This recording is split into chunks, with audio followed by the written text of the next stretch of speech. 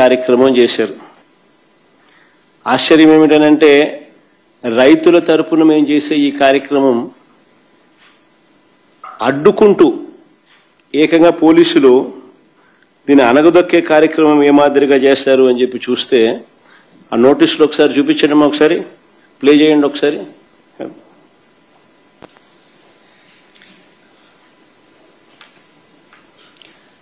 ఆ నోటీసులు ఒకసారి చూస్తే రైతు నాయకులు, మా నాయకులు, కార్యకర్తలు ఇళ్లకు అర్ధరాత్రి పోలీసులను పంపి ఇంట్లో బెదిరించి ర్యాలీలకు వస్తే కేసులు పెడతామని చెప్పి ఏకంగా బెదరగొడుతూ నోటీసులు ఇచ్చారు.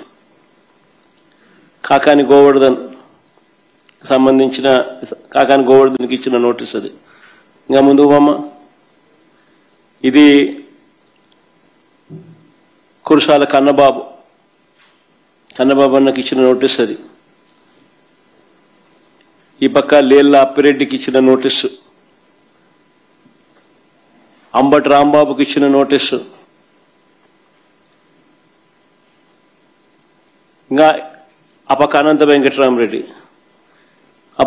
వెంకటరామరెడ్డికి ఇచ్చిన నోటీసులు.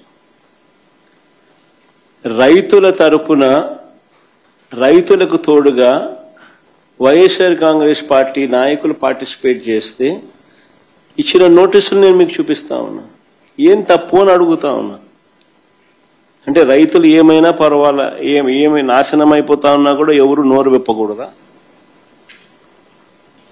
ఎరువులు అందని పరిస్థితి కనిపిస్తా ఉన్నా కానీ, ఎరువులు దొరక్క రైతులు అగసాట్లు పడతా ఉన్న పరిస్థితులు కనపడతా ఉన్నా కానీ, ఏ పంటకు గిట్టుబాటు ధరలు రాని పరిస్థితి కనపడతా ఉన్నా కానీ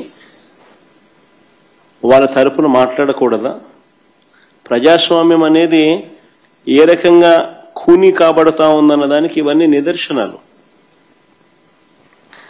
అసలు రైతులు రోడ్డు ఎక్కాల్సిన పరిస్థితి ఎందుకు వచ్చింది? మీరు గన ఎరువులను అందించాల్సిన ఎరువులను అందించి ఉండింటే అసలు ఈ పరిస్థితే ఉండేది కాదు కదా. ఏ రైతు రోడ్డు ఎక్కే పరిస్థితే ఉండేది కాదు కదా.